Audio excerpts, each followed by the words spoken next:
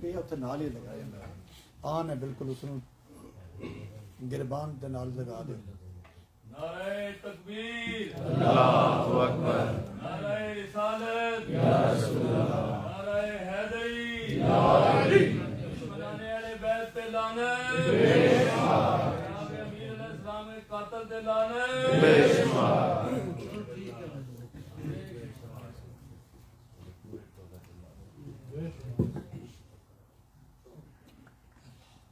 صلوات پر محمد و آل محمد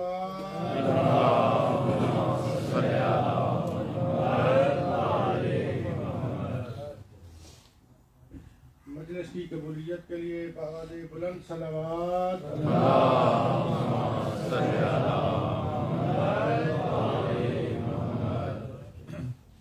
اعمال کی قبولیت کے لیے بآواز بلند صلوات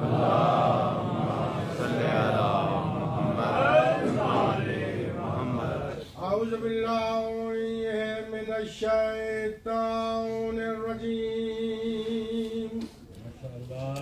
بسم اللہ الرحمن الرحیم الحمد للہ الذی لا یبلغ مدحتہ القائلون والصلاة والسلام على رسوله المؤيد المحمود الأحمد أبي القاسم محمد اللهم صل على محمد والصلاة والسلام على أخي وابن عمي ووارث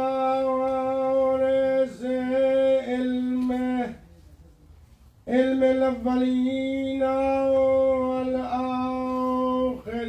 والآخرين أسد الله الغالب غالب على كل غالب مولانا أبي الحسن علي بن أبي طالب صلوات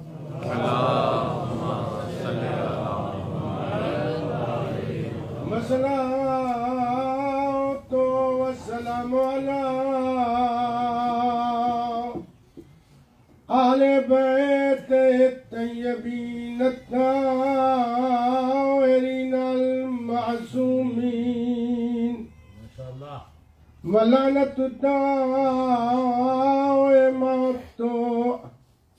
على أعدائهم ملعونين أما بعد بسم الله الرحمن الرحيم والعصر إن الإنسان لفي خسر إلا الذين آمنوا وعملوا الصالحات وتواصوا بالحق وتواصوا بالصبر صلوات پر محمد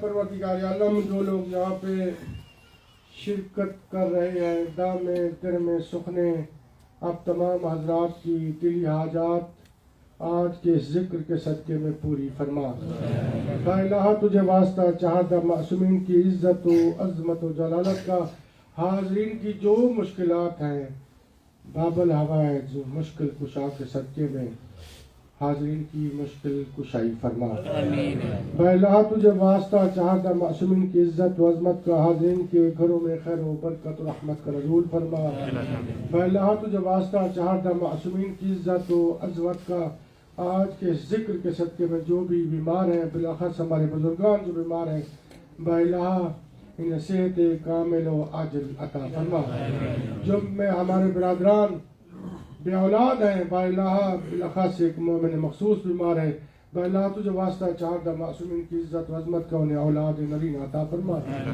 اور جن لوگوں نے آج نظر و نیاز کا اہتمام کیا، افطار کا اہتمام کیا، ہمارے برادر محترم سید ندیم نقوی صاحب، با الہ ان کی توفیقات میں اضافہ فرما، با الہ ان کے رزق و روزی میں اضافہ فرما، با الہ ان کے گھر میں جو بھی مشکلات ہیں، با الہ تو علام الغیوب ہے، ان کی مشکلات سے انہیں نجات عطا فرما، ان کے بچوں کو حسن اور علی اور ان کی بیٹی کو با الہ نیک و لائق بنا، ان کا مستقبل بہتر بنا۔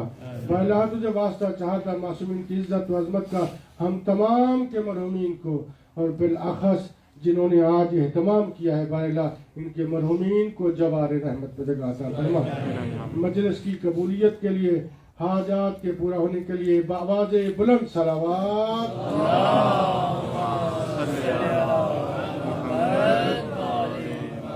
برادران گرامی قدر، یہ ماہ مبارک ہے اور یہ بڑی برکتوں والا مہینہ ہے۔ اس ماہ میں، اس مہینے میں انسان اللہ کا مہمان ہوتا ہے، اور اس مہینے میں پروردگار عالم نے انسان کو مہلت دی ہے کہ اے انسان، پورے سال میں اگر تیرے سے خطائیں سرزد ہوئیں، تیرے سے گناہ سرزد ہوئے، تو میں علی کل شیء قدیر بھی ہوں، غفور الرحیم بھی ہوں۔ میں تجھے اس مبارک مہینے میں یہ موقع غنیمت سمجھ کے تجھے دے رہا ہوں کہ تو مجھ سے مغفرت طلب کر اور میں تجھے معاف کروں۔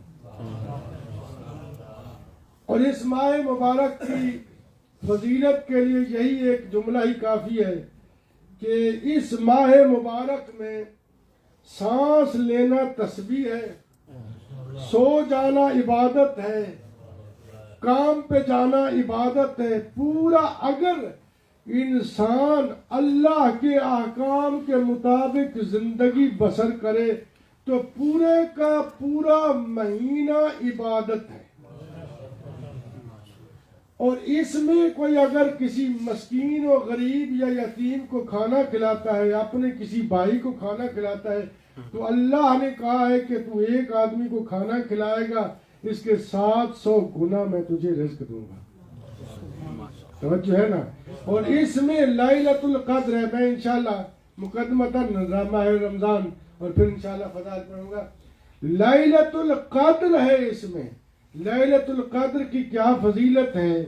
خود اللہ نے ارشاد فرمایا، میں نوجوانوں کے لیے، بزرگان تو جانتے ہیں، خود اللہ نے ارشاد فرمایا انا انزلناہ فی لیلۃ القدر، میں نے قرآن مجید کو لیلۃ القدر میں نازل کیا۔ اور پھر ارشاد فرمایا وما ادراک ما لیلۃ القدر، اور تمہیں کیا معلوم کہ کیا ہے لیلۃ القدر، یعنی تمہیں کیا معلوم کہ کتنی اہمیت ہے لیلۃ القدر کی۔ پھر خود اللہ نے ارشاد فرمایا لیلۃ القدر خیر من الف شہر، کہ اس رات میں جو لیلۃ القدر ہے، جو قدر کی رات ہے، اس رات میں، جس رات میں اللہ نے قرآن کو نازل کیا، کہا کہ اس رات میں عبادت کرنا 1000 رات کی عبادت کے برابر ہے۔ میرا آپ سے سوال ہے، نوجوان بھائیوں سے، بچوں سے سوال ہے، مجھے یہ بتائیں کہ ہماری زندگی کتنی ہے؟ بہت مختصر ہے۔ اللہ کہہ رہا ہے کہ ایک رات عبادت کرنا 1000 مہینوں سے بہتر ہے۔ تو لہذا اس میں کیوں نہ ہو کہ موقع غنیمت جان کر، موقع کو غنیمت سمجھ کر، اللہ کی اس رات میں، جو یہ 2 راتیں گزر گئی ہیں، 19 اور 21، آنے والی 23 کی رات ہے، کیوں نہ ہو اس رات میں ہم جمع ہو کے اللہ سے مغفرت طلب کریں، اللہ سے۔ اور ہاتف غیبی میں لیلۃ القدر میں ایک ملک مقرب منادی دیتا ہے ہے کوئی اللہ کی طرف سے، ہے کوئی جو مجھ سے مانگنے والا، میں دینے کے لیے تیار ہوں، ہے کوئی مجھ سے مغفرت طلب کرنے والا، میں معاف کرنے والا ہوں، ہے کوئی مجھ سے رزق طلب کرنے والا، میں رزق دینے والا ہوں، ہے کوئی جو خواہش رکھتا ہے مجھ سے مانگے، آج میں نے رحمت کے دروازے کھول دیے۔ نعرہ تکبیر، اللہ اکبر، نعرہ رسالت، یا رسول اللہ، نعرہ حیدری، توجہ ہے نا؟ تو لہذا کیوں نہ ہو کہ ہم لیلۃ القدر سے استفادہ حاصل کریں، اور یہاں پہ اعمال ہوتے ہیں۔ میں حیران ہوتا ہوں، پورا سال انسان پورا سال کوشش کرتا ہے، صبح 8 بجے سے لے کر 4 بجے تک یا 5 بجے تک کس لیے آپ جاتے ہیں؟ رزق میں اضافے کے لیے جاتے ہیں نا، رزق کے حصول کے لیے جاتے ہیں نا۔ وہ اللہ جو ہے علی کل شیء قدیر، جو رزاق ہے، اس نے کہا کہ رزق تو میں دینے والا ہوں، تجھے اس دنیا میں بھیجا ہی میں، رزق کو حل کرنے والا بھی میں ہوں، تمہاری مشکلات کو حل کرنے والا بھی میں ہوں۔ اگر تمہیں رزق کا اضافہ چاہیے تو آؤ اس رات کو مجھ سے مانگو۔ میرے بھائیوں، کتنی مقرب ترین رات ہے، کیوں نہ ہم ایسی راتوں سے استفادہ حاصل کریں، کیوں نہ اپنی حاجات کو مانگیں، کیوں نہ اپنے مرحومین جو اس دنیا سے جا چکے ہیں ان کے لیے قضا نمازیں پڑھیں، اپنے مرحومین کے لیے، ماں باپ کے لیے جن کے ماں باپ اس دنیا سے جا چکے ہیں۔ سب سے عظیم ترین عبادت ہے اپنے ماں باپ کے لیے عبادت کرنا۔ اللہ اکبر، اللہ کی رحمت کو جلال آتا ہے کوئی اگر اپنے ماں باپ کے لیے عبادت کرے، اور پھر وہ لیلۃ القدر میں عبادت کر رہا ہو۔ اور تو ملائکہ مقربین کہتے ہیں کہ جو جنتی روح ہے نا، وہ طلب کرتے ہیں، اپنے بچوں کو تلاش کرتے ہیں، کہتے ہیں کہ ہم نے تجھے فیڈ کیا تھا، ہم نے تیری خدمت کی تھی، ہم نے تیری تربیت کی تھی، اب تو جوان ہو گیا ہے، ہم اس دنیا سے جا چکے ہیں، اب ہمارا تیرے اوپر حق ہے کہ تو ہمیں نیکیاں بھیج۔ کیوں میرے بھائی؟ لہذا چاہیے ہمیں کہ لیلۃ القدر سے استفادہ حاصل کریں۔ اللہ نے کہا ہے اِنَّا نَحْنُ نَزَّلْنَا الذِّكْرَ وَإِنَّا لَهُ لَحَافِظُونَ، کہ ہم نے قرآن مجید کو نازل کیا، ہم ہی اس کی حفاظت کرنے والے ہیں۔ پھر ارشاد فرمایا کہ ہم نے قرآن مجید کو ماہ رمضان المبارک میں نازل کیا۔ ماہ مبارک میں قرآن کی اہمیت کیا ہے، قرآن کی طاقت کیا ہے؟ خود قرآن نے ارشاد فرمایا لو انزلنا هذا القرآن على جبل لرأيته خاشعا متصدعا من خشية اللہ، اگر قرآن کو پہاڑ پہ نازل کیا جاتا تو پہاڑ ریزہ ریزہ ہو جاتے، پہاڑ اس کی طاقت کو قبول نہ کر سکتے، اتنی طاقتور کتاب ہے۔ اب قرآن کو کہاں نازل کیا گیا؟ نزل بہ روح الامین علی قلبک، اے میرے حبیب اس قرآن کو تیرے دل پہ اتارا گیا۔ میں ایک جملہ کہتا ہوں، جس کا دل اتنا طاقتور ہو کہ کائنات میں کسی کا ایسا دل نہ ہو، اس کا عقل کتنا بڑا عاقل ہوگا وہ ذات، اور جو ایسی ذات کے لیے کہے کہ وہ اسے ہذیان ہو گیا ہے، نسیان ہو گیا ہے، وہ خود جاہل ہے۔ قرآن نے ارشاد فرمایا کہ وہ خود جاہل ہے۔ صلوات پر محمد و آل محمد۔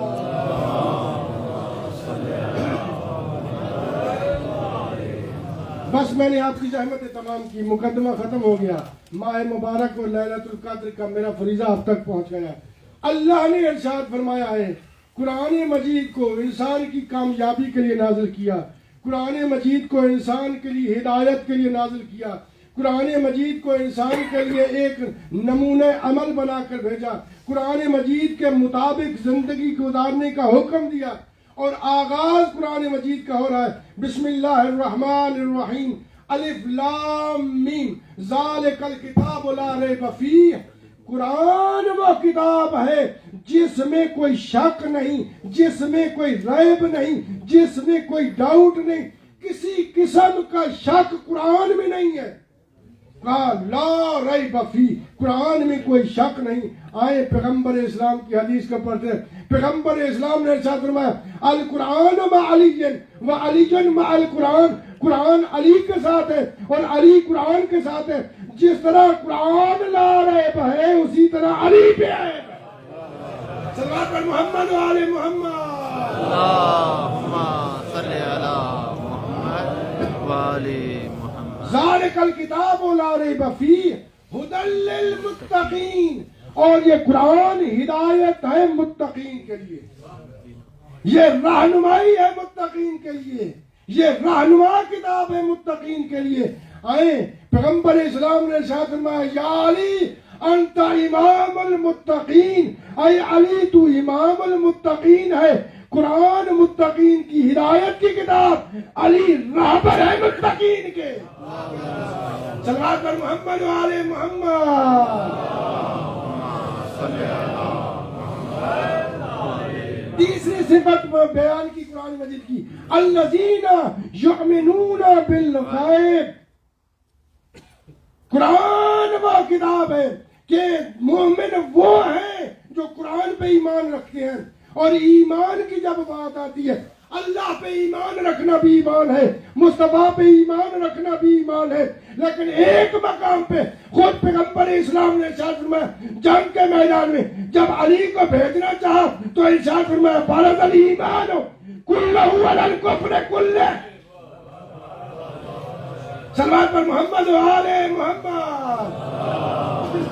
صلی علی محمد و آل محمد. کہ کل کا کل ایمان کل کے کل کفر کے مقابلے میں جا رہا ہے. توجہ ہے نا برادران گرامی کا, کتنی عظمت ہے. اور اسی قرآن مجید کی صفات بیان کرتے ہوئے خود قرآن نے ارشاد فرمایا فاتو بسورۃ من مثلہ وادعوا شہداءکم, کہ تم قرآن مجید جیسی ایک سورت بنا کر لاؤ. اور پھر قرآن نے خود کہا کہ ایک سورت بنا کر نہیں لا سکتے, اس جیسی ایک آیت ہی بنا کر لاؤ. ایک سورت نہیں بنا کر لا سکتے, ایک آیت ہی بنا کر لاؤ. ایک آیت بھی بنا کر نہیں لا سکتے. اور خود پیغمبر اسلام نے ارشاد فرمایا یا علی انت مع القرآن والقرآن مع علی. توجہ ہے نا کہ قرآن جیسی ایک سورت جب نہیں لا سکتے تو علی جیسا کوئی کیسے بن سکتا ہے. صلوات پر محمد و آل محمد.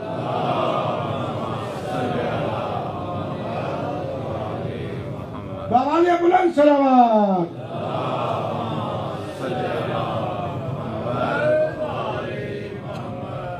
توجہ ہے نا برادران گرامی کا, کتنی عظیم ترین کتاب ہے. اور قرآن مجید کے لیے پروردگار عالم نے ارشاد فرمایا لا یمسہ الا المطہرون, کہ قرآن کو مس نہیں کر سکتا مگر وہی شخص جو پاک ہو.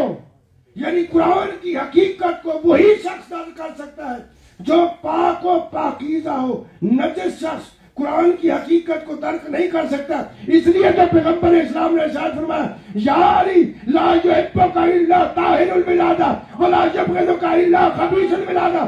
اے علی تجھ سے وہی محبت رکھ سکتا ہے جو حلال زادہ ہوگا اور تو اس سے وہی بغض رکھ سکتا ہے جو حرام زادہ ہوگا.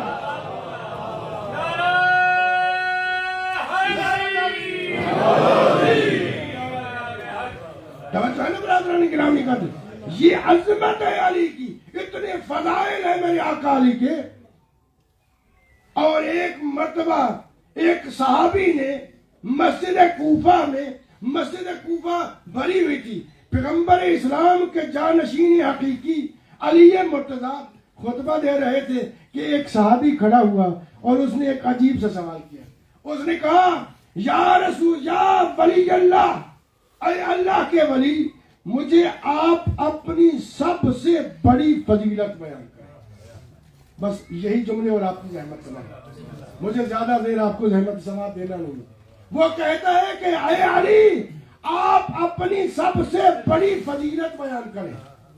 علی وہ ذات ہے جس کا قصیدہ پڑھنے والے خود رسول خدا ہے.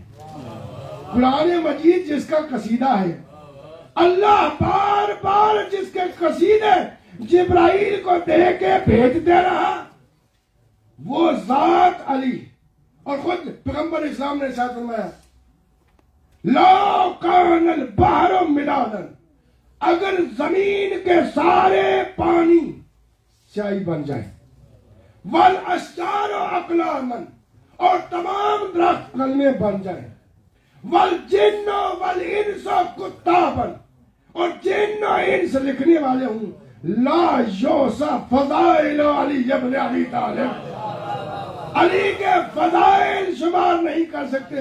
اس ذات سے پوچھا جا رہا ہے یا علی آپ اپنی سب سے بڑی فضیلت بیان کریں۔ توجہ ہے نا میرے بھائی؟ مجھے معلوم ہے ماہ مبارک ہے، آپ روزے میں ہیں، ہو سکتا ہے کچھ شخص یہاں پہ سوچ رہے ہوں شاید ہم بولیں تو ہو سکتا ہے مولانا زیادہ دیر پڑھ لیں، نہیں، میں نے اختصار کے ساتھ پڑھنا ہے۔ تھوڑا سا میرے ساتھ بولتے آئیے تاکہ مجھے معلوم ہو کہ میرا مفہوم آپ تک پہنچ رہا ہے۔ صلوات پر محمد و آل محمد۔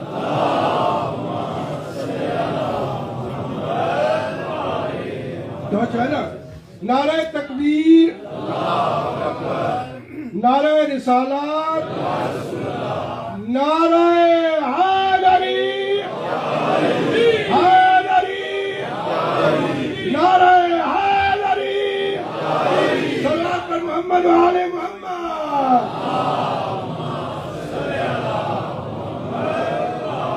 جیسے ہی اس نے سوال کیا، جیسے ہی اس صحابی نے سوال کیا، میرے آقا علی مرتضیٰ کے چہرے انور پہ نور نمودار ہوا، مسکراہٹ ایسی نمودار ہوئی کہ پوری مسجد کوفہ منور ہوئی، سارے صحابہ کرام متوجہ ہوئے۔ علی نے کوئی فضیلت بیان نہیں کی، علی یہ کہہ سکتے تھے کہ میں زہرا کا شوہر ہوں،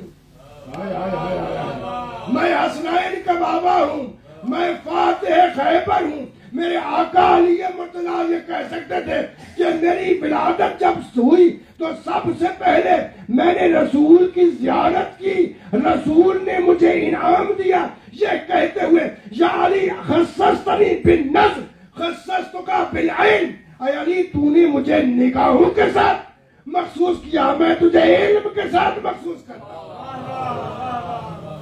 سمجھے نا؟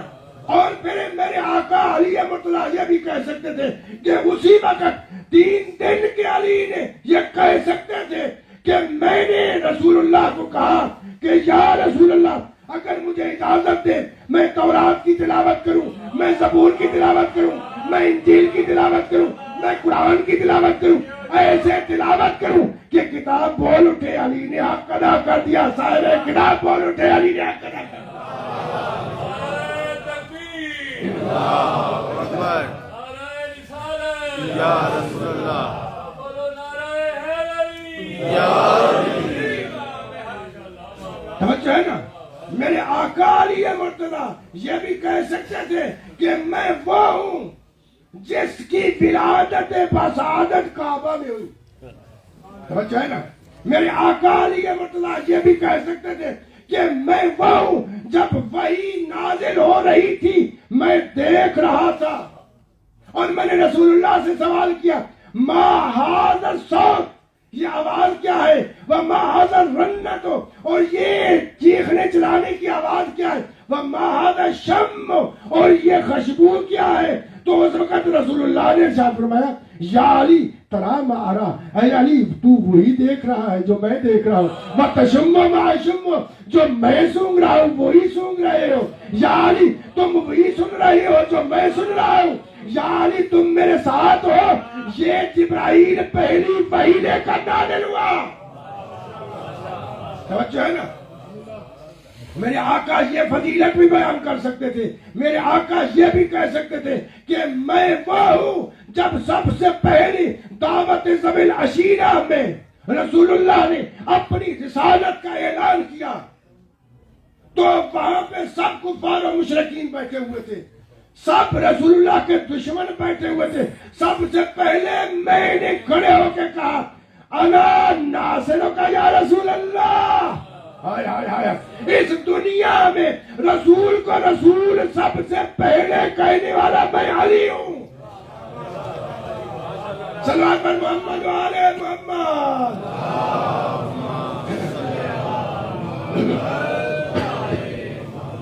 توجہ ہے نا.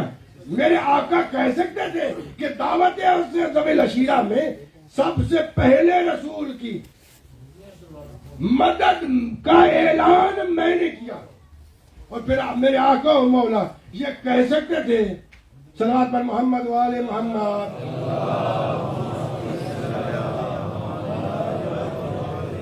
پہلے آپ صلوات مل کے پڑھ رہے تھے, آپ اکیلا اکیلا صلوات پڑھنا شروع کر دیا, مل کر صلوات پڑھ رہے.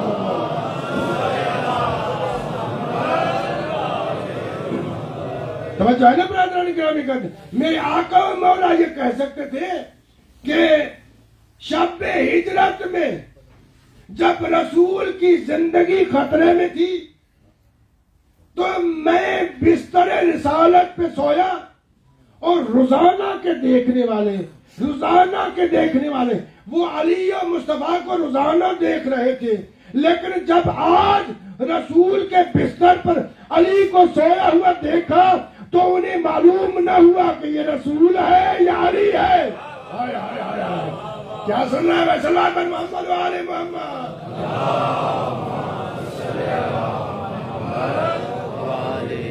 توجہ ہے نا. میرے آقا یہ فضیلت بھی بیان کر سکتے تھے. میرے آقا یہ بھی کہہ سکتے تھے کہ ہجرت کے بعد جب سب سے پہلی جنگ ہوئی اور اللہ نے بدر میں اپنے ملائک کو رسول کا مددگار بنا کر بھیجا, 500 ملائک آئے, 500 ملائک آئے, سب کے سب علی کی شکل میں آئے.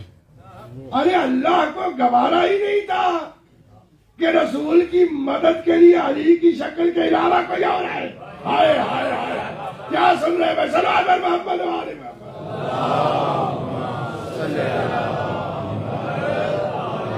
میرے آقا و مولا یہ فضیلت بیان کر سکتے تھے. میرے آقا یہ بھی کہہ سکتے تھے کہ ایک جنگ کے میدان میں جب رسول اللہ نے مجھے بھیجا تو یہ کہتے ہوئے کہا کہ انی لأعطین رایتن غدن راجلن کرارن غیر فرار, کہ کل میں ایسے کو علم دوں گا جو راجل ہوگا, جو کرار ہوگا, جو غیر فرار ہوگا. رسول کا یہی جملہ کہنا اس بات کی دلیل ہے کہ رسول کے لشکر میں کچھ فرار کرنے والے تھے. توجہ ہے نا. اور پھر میرے آقا و مولا ایک کہہ سکتے تھے کہ ایک جنگ کے میدان میں رسول اللہ نے اعلان کیا تھا, انی کل میں ایسے شخص کو علم دوں گا, اللہ اکبر, جو میرے لشکر کا علم بردار وہ ہوگا جس کو اللہ نے متعین کیا ہوگا. توجہ ہے نا. اور میرے آقا و مولا یہ بھی کہہ سکتے تھے کہ مجھے جب میدان جنگ میں بھیجا تو رسول اللہ نے اعلان کیا بلد الایمان کلہ علی الکفر کلہ, کہ کل کا کل ایمان کل کے کل کفر کی جانب جا رہا ہے. رسول کی رسالت یہ جملہ رسول کا فقط اسی وقت کے لیے نہیں تھا. آپ جتنا مرضی خاموشی سے سنیں, میں اپنے انداز میں پڑھوں گا, بے شک آپ نہ بولیں, کوئی مسئلہ نہیں, ابھی میں اپنے انداز میں پڑھوں گا. رسول کا یہ جملہ کہنا, چوہے صاحب سلامت رہے آپ, رسول کا یہ جملہ, کوئی بھی جملہ ہے نا رسول کا, وہ صرف اسی وقت کے لیے نہیں ہے. رسول کا ہر جملہ تا قیامت کرے. اب رسول کا یہ کہنا کہ کل ایمان جا رہا ہے کل کفر کے مقابلے میں, تو یہ تا قیامت تک کے لیے رسول نے بتا دیا کہ علی کل ایمان ہے, جو بھی مقابلے میں آئے گا, توجہ ہے نا, جو بھی مقابلے میں آئے گا وہ کل کفر ہوگا. اب میرے آقا و مولا یہ بھی کہہ سکتے تھے کہ واحد ذات علی ہے, آدم سے لے کر خاتم تک کسی کے لیے آسمان سے ذوالفقار نہیں اتری, مگر واحد ذات علی ہے. اس پوری کائنات میں جس کے اللہ کی طرف سے تلوار آئی اور لانے والا یہ کہہ رہا تھا لا فتح الا علی لا سیف الا ذوالفقار.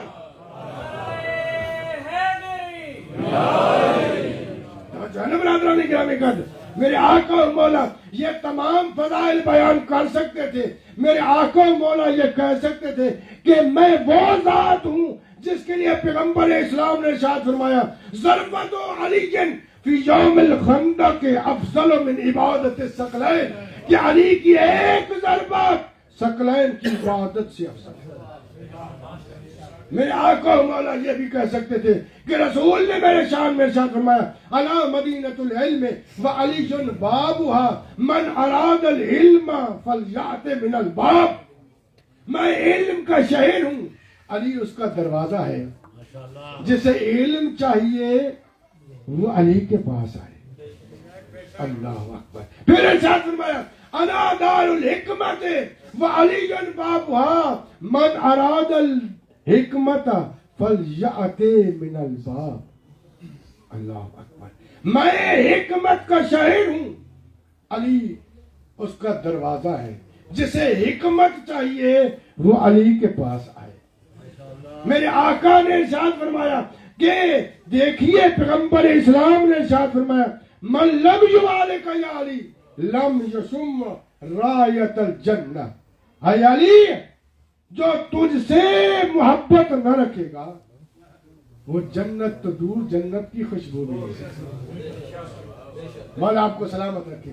میرے آقا علی مرتضی یہ بھی کہہ سکتے تھے میں وہ ذات ہوں جس کے لیے اللہ نے ارشاد فرمایا کہ بسم اللہ الرحمن الرحیم. خود میرے آقا علی مرتضی نے ارشاد فرمایا کہ اللہ نے اپنے تمام علوم کو 313 صحائف میں بیان کیا.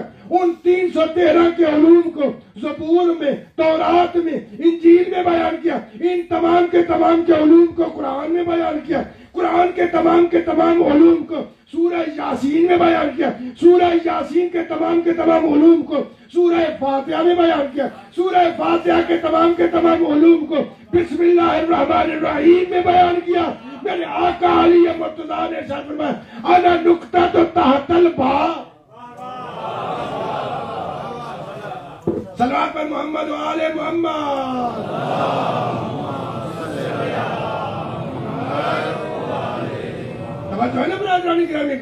میرے آقا علی مرتضی یہ تمام فضائل بیان کر سکتے تھے. میرے آقا یہ کہہ سکتے تھے کہ میں صراط المستقیم ہوں.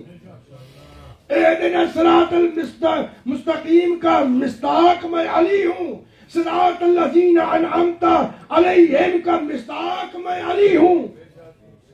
توجہ ہے نا. اور میرے آقا علی مرتضی یہ تمام فضائل بیان کر سکتے تھے. میرے آقا کہہ سکتے تھے کہ میری شان میں یہ آیات نازل ہوئیں وَيُطْعِمُونَ الطَّعَامَ عَلَى حُبِّهِ مِسْكِينًا وَيَتِيمًا وَأَسِيرًا. وہ جو اللہ کی محبت میں مسکین کو، یتیم کو، اسیر کو کھانا کھلاتے ہیں. میں ایک جملہ کہوں گا، وہ یتیم، مسکین، اسیر کون تھے؟ وہ ملائک تھے نا. وہ ملائک تھے نا. دنیا والوں کی خواہش ہے کہ ہم جنت کے کھانا کھائیں اور جنت والوں کی خواہش یہ ہے کہ ہمیں در علی کا کھانا مل جائے. اور پھر ارشاد فرمایا لا، قرآن مجید کی آیت ہے، لا نطعمکم لوجہ اللہ، نطعمکم لوجہ اللہ لا نرید منکم جزاء ولا شکورا. کہ ہم اللہ کی رضا کے لیے کھلاتے ہیں، تم سے جزا نہیں چاہتے، تم سے شکر نہیں چاہتے. اور جان برادران گرامی میرے آقا علی مرتضی کے لیے یہ ساری آیتیں نازل ہوئیں اور ان تمام آیات کا مصداق علی مرتضی ہے. اللہ نے ارشاد فرمایا یا ایھا الذین آمنوا اتقوا اللہ وکونوا مع الصادقین. اے صاحبان ایمان تقوی اختیار کرو اور ہو جاؤ صادقین کے ساتھ. مصداق کون ہے؟ علی اور اہل بیت. اور پھر ارشاد فرمایا یا ایھا الذین آمنوا اتقوا اللہ وابتغوا الیہ الوسیلہ. میرے آقا علی مرتضی نے کہا وہ وسیلہ جو اللہ تک پہنچانے کا ہے وہ میں علی ہوں. توجہ ہے نا. میرے آقا علی مرتضیٰ یہ تمام فضائل بیان کر سکتے تھے. میرے آقا علی مرتضیٰ کہہ سکتے تھے کہ میں جب رسول اللہ کے بستر پہ سویا تو اللہ نے یہ آیت نازل کی وَمِنَ النَّاسِ مَن يَشْرِي نَفْسَهُ ابْتِغَاءَ مَرْضَاتِ اللَّهِ. وہ لوگ جو اللہ کی رضا کو حاصل کرنے کے لیے اپنی جان کا نذرانہ دے دیتے ہیں. توجہ ہے نا. اللہ کی مرضی خرید لیتے ہیں, اپنی جان کو بیچ دیتے ہیں. کتنی عظمت ہے میرے آقا علی مرتضیٰ کی, اتنی عظمتیں ہیں, اتنی فضیلتیں ہیں میرے آقا علی مرتضیٰ کی. میرے آقا علی مرتضیٰ کہہ سکتے تھے کہ میں وہ ذات ہوں کہ آخری خم خدیر کے میدان میں پیغمبر اسلام کو حکم ہوا یا ایھا الرسول بلغ ما انزل الیک من ربک وَإِن لَمْ تَفْعَلْ فَمَا بَلَّغْتَ رِسَالَتَهُ وَاللَّهُ يَعْصِمُكَ مِنَ النَّاسِ. اے رسول وہ پیغام پہنچا دیجئے جس کا تجھے حکم کیا جا چکا ہے. جس پیغام کو دینے کے لیے ہم نے تجھے معراج پہ بلایا وہ پیغام پہنچا دیجئے. یہ آیت خود علی مرتضیٰ کی فضیلت بیان کر رہی ہے.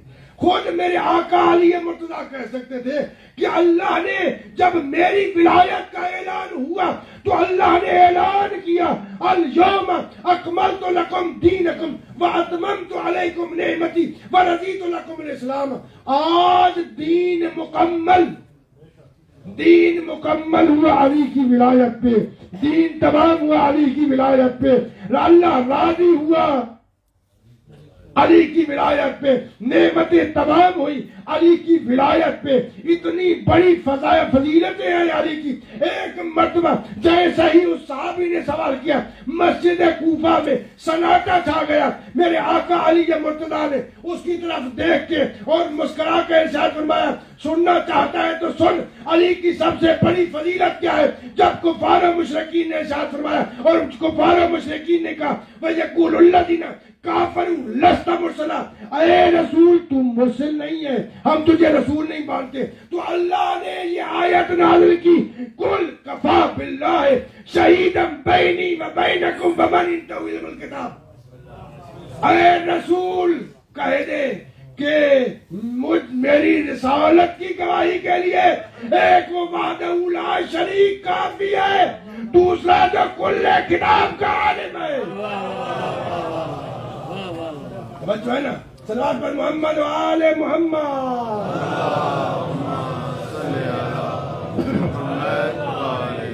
بچو ہے نا, یہ ہے علی کی سب سے بڑی فضیلت. اور ایک جملہ کہے کہ آپ کی زحمتوں کو تمام کر رہا. میرے بھائی گواہ کے لیے ضروری ہے کہ موقع پر موجود ہو. ابھی میں آپ کا امتحان ہوگا, 45 منٹ آپ نے میرا امتحان لیا کہ آپ کو سمجھ بھی آ رہا ہے یا نہیں. گواہی کے لیے ضروری ہے کہ وہ موقع پر موجود ہو.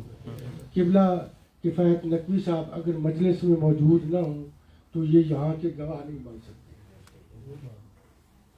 خود اللہ کہہ رہا ہے قل کفا باللہ شہیدا بینی و بینکم ومن عنده علم الکتاب, کہ میری اے رسول کہہ دے کہ میری گواہی کے لیے ایک اللہ کافی ہے, ایک وہ جو کل کتاب کا عالم ہے.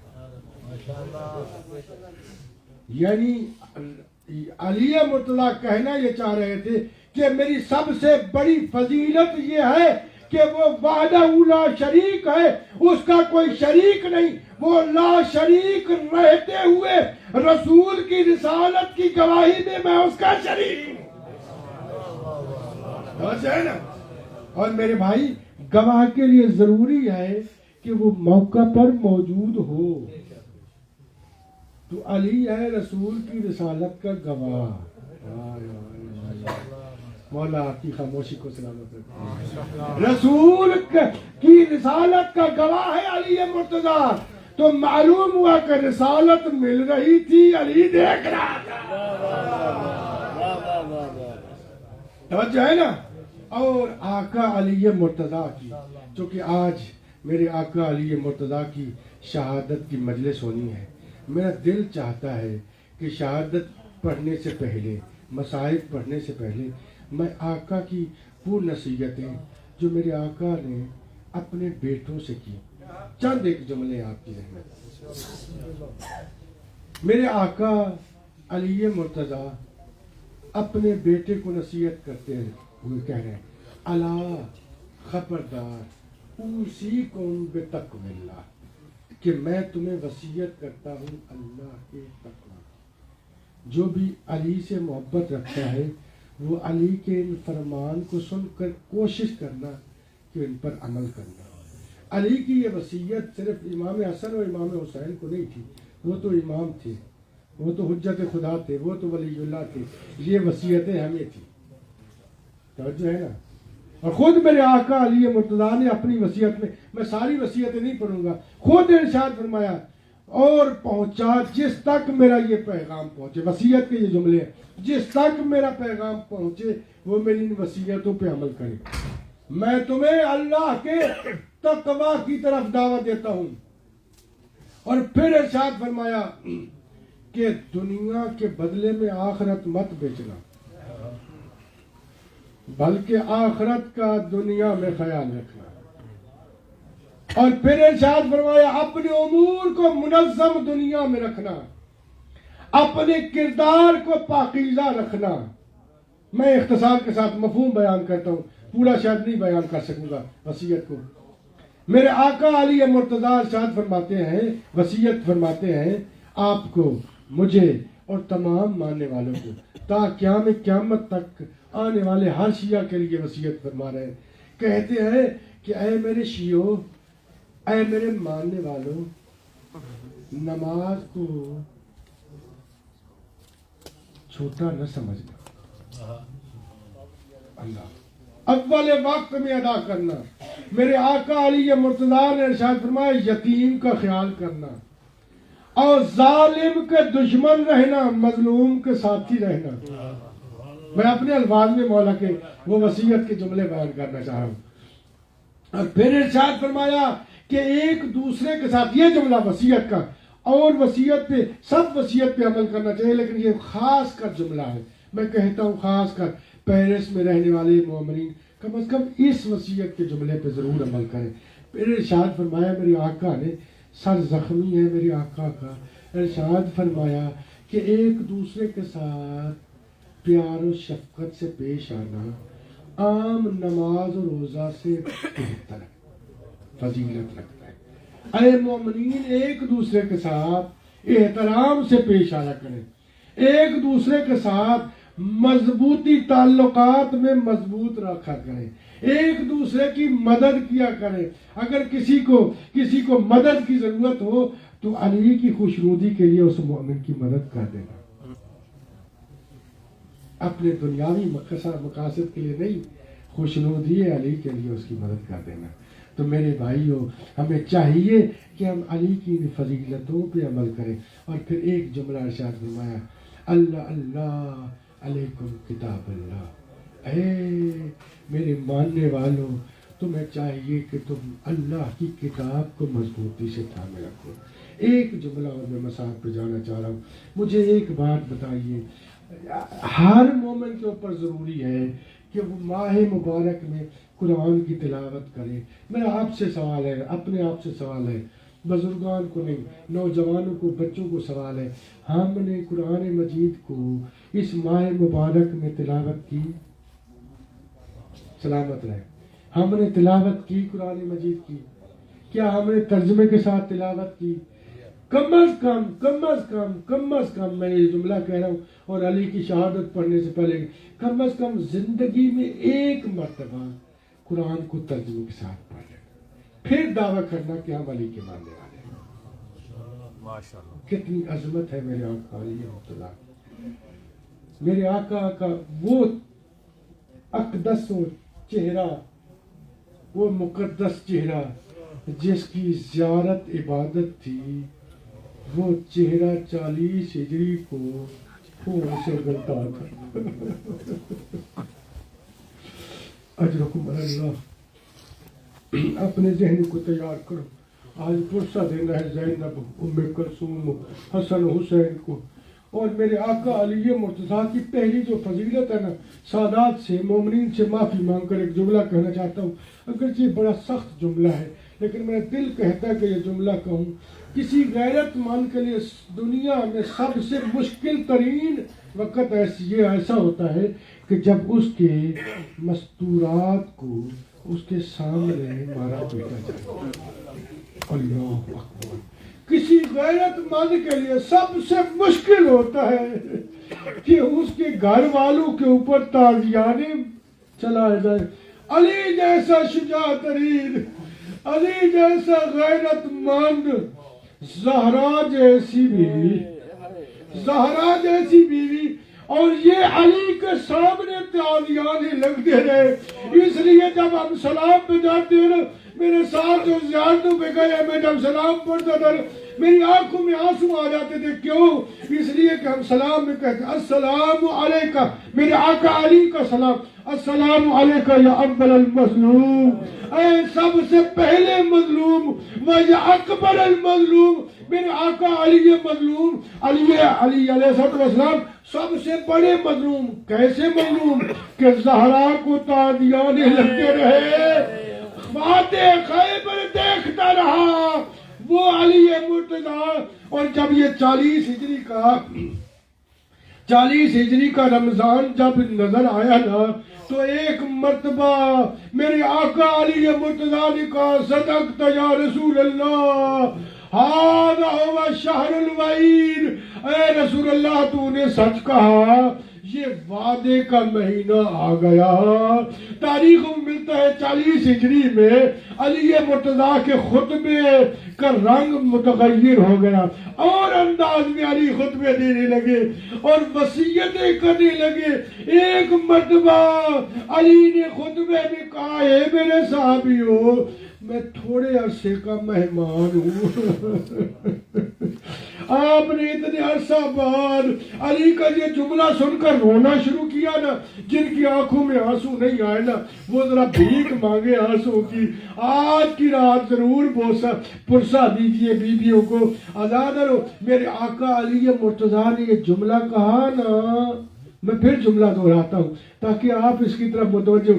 جب یہ جملہ کہا نا، میں اس مہینے میں تمہارا مہمان ہوں، تمہارے سے الوداع ہونے والا ہوں. تاریخ میں ملتا ہے مسجد کوفہ میں گریہ بلند ہوا. صحابی ایک دوسرے سے پوچھنے لگے، اے میرے دوست بتا، علی ہم سے جدا ہونے والے ہیں. ہاں، اور آج عجیب بھی آئی. میرے آقا علی مرتضیٰ ہر روزہ کسی بیٹی یا بیٹے کے ہاں افطار کرتے. 18 رمضان المبارک کا روزہ علی نے ام کلثوم کے پاس افطار کیا، اور جناب ام کلثوم نے دسترخوان سجایا. میں نے یہ جملہ کہا نا، سجایا. دسترخوان پہ کیا تھا؟ نمک، جو کی روٹی، ایک دودھ کا جام. علی نے کہا، اے بیٹی ام کلثوم، تجھے معلوم ہے علی ایک وقت میں 2 کھانے نہیں کھاتا. اللہ نے عظمت علی کہا، بیٹی ایک کھانا اٹھا لے. جناب ام کلثوم نے نمک اٹھانا چاہا، کہا نہیں، نمک سے آج میں روزہ افطار کرتا ہوں. کل کوئی مہمان آئے گا، اسے پیاس لگی ہوگی. علی کی کریمی تو دیکھیے کہ کہا یہ ایک دودھ اسے پلا دینا. اور آزاد رہو. میرے آقا علی مرتضیٰ نے 19 کی رات عبادت خدا میں صرف کی. بس میں مسائل پہ آ گیا، آپ کی زحمتیں تمام کر دی، میں نے مسائل چھوڑ دیا. میرے آقا علی مرتضیٰ نے آج کی رات عبادت خدا میں صرف کرنا شروع کی. عبادت جب مصلی سے ہٹتے، گھر کے صحن میں آتے، آسمان کی جانب دیکھتے اور ایک مرتبہ کہتے رضن بقضائی و تسلیما لامرے. ایک مرتبہ علی اپنی مصلی سے اٹھے، گھر کے صحن میں آئے اور یہ جملہ کہا، انا للہ وَإِنَّا إِلَيْهِ رَاجِعُونَ. آپ نے رونا شروع کیا. دیا. ارے ام کلثوم پاس دی. ایک مرتبہ گریا بلند کیا, کہا بہن زینب آج بابا یہ کیسا کہہ رہا ہے, کہیں ایسا تو نہیں کہ بابا ہم سے الوداع ہو رہا ہے. اللہ میرے آقا علی مرتضی عبادت خدا میں مشغول تھے کہ میرے آقا علی کا ایک صحابی ہے حذیفہ یمانی.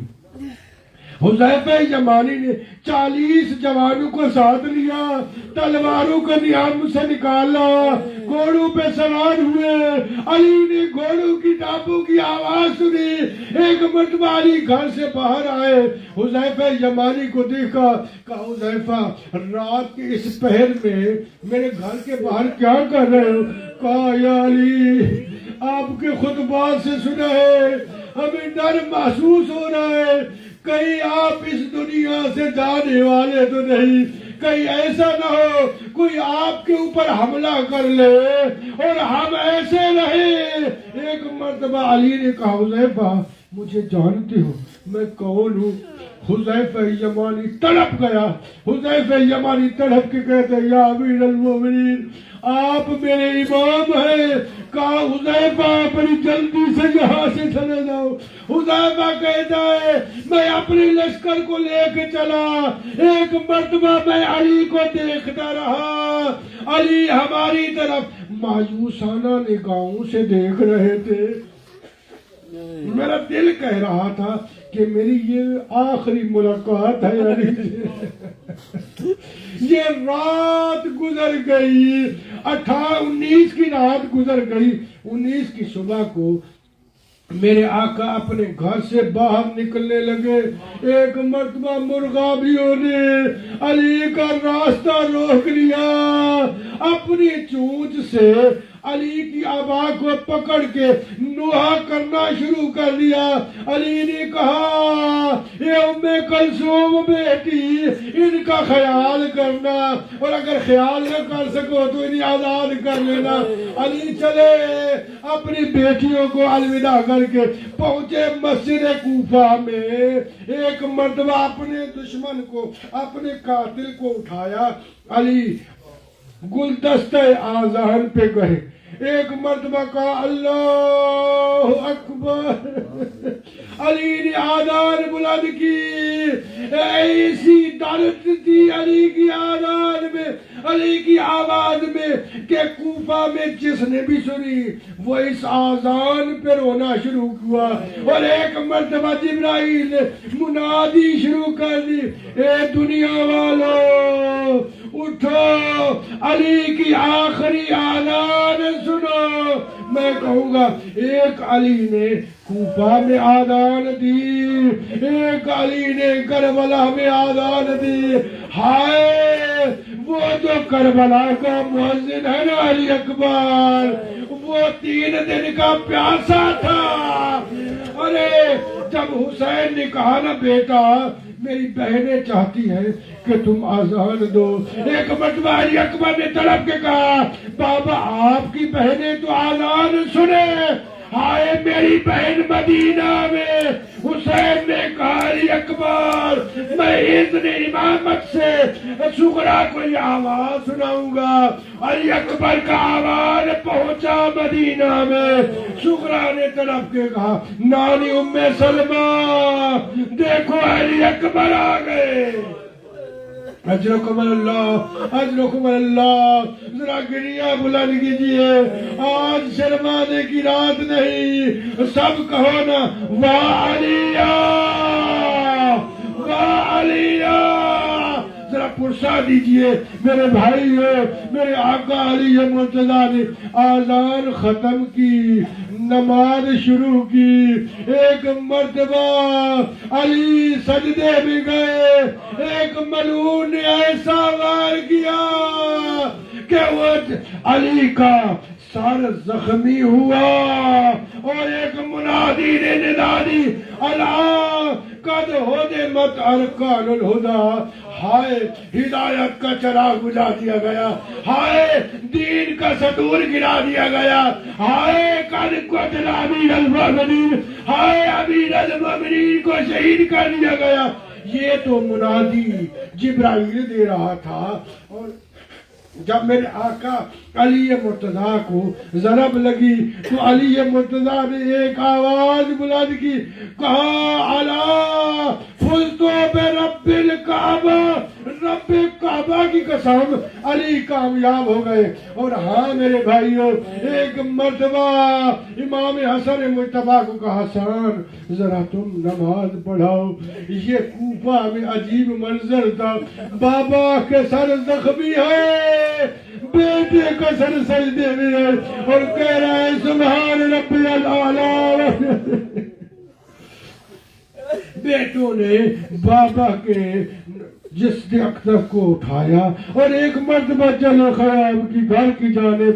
جب گھر کی جانب گئے نا، صحابہ کرام بھی پیچھے چلتے چلتے آ رہے ہیں، روتے ہوئے صحابہ کرام بھی ساتھ چل رہے ہیں۔ ایک مرتبہ جب گھر کے دروازے پہ پہنچے، علی نے کہا حسن مجھے اتار دیجئے، اور کہا حسن ان میرے صحابہ کو کہو یہاں سے دور چلے جائے۔ اس حسن نے کہا بابا یہ آپ کے صحابہ ہیں، یہ آپ سے پیار کرتے ہیں، یہ آپ کی محبت میں گریہ بلند کر رہے۔ اس وقت علی نے طلب کے کہا حسن علی کی غیرت گوارا نہیں کرتی کہ زینب ام کلثوم کے رونے کی آواز میرے صحابہ کے کانوں میں پہنچے۔ میں کہوں گا یا علی یہ 40 ہجری کا رمضان ہے، ہائے 61 ہجری 12 محرم الحرام، یہی کوفہ ہوگا، تیری بیٹی زینب پابند رسل ہوگی اور شرابی کا دربار ہوگا۔